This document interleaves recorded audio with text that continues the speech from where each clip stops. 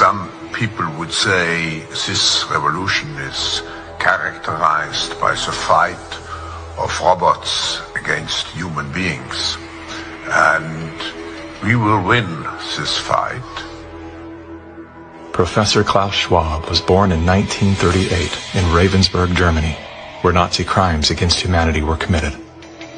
His father, Eugene Wilhelm Schwab, was the managing director of Escher Weiss Ravensburg, a company that used slave labor to manufacture weapons of war for the Third Reich. While Klaus's father was at the helm, the Nazi Party awarded Escher Weiss Ravensburg the title of National Socialist Model Company.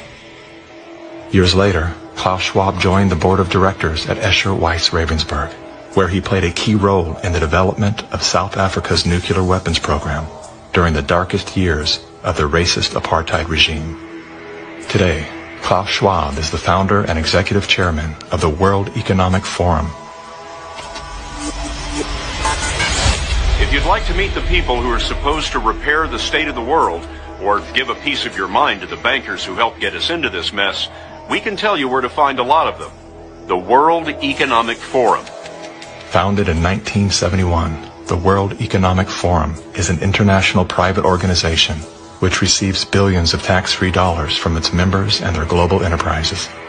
Every year, the WEF brings together its members with world leaders, big pharma executives, tech titans, Hollywood celebrities, media personalities, and internet influencers to meet in the secluded mountains of Davos, Switzerland.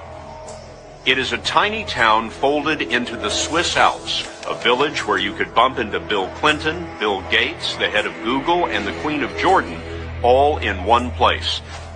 A lot of reporters cover the forum, but few get inside.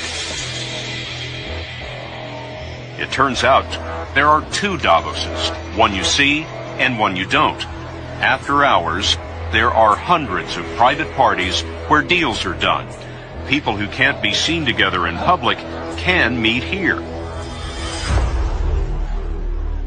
Your Royal Highnesses, Excellencies, distinguished heads of state and government, the future is built by us, by a powerful community as you here in this room.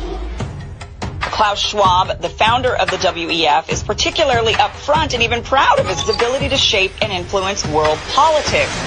I created the community of global shapers as a means, as a force to shape our common future. And of course, their Global Young Leaders program is a grooming ground so that when they ultimately infiltrate cabinets, We penetrate the cabinets. they will likely tend to govern a certain way. Nobody will be safe if not everybody is vaccinated. The names and the countries he mentioned ended up being some of the most dystopian and authoritative during this pandemic. Names like Ms. Merkel, Vladimir Putin, and so on. Other names?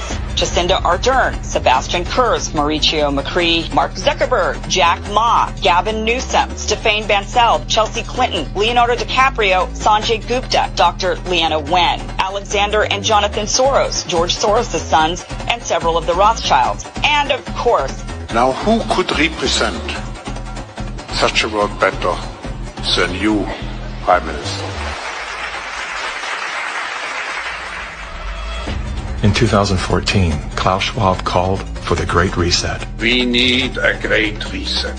which he positioned as the solution to the world's most urgent issues.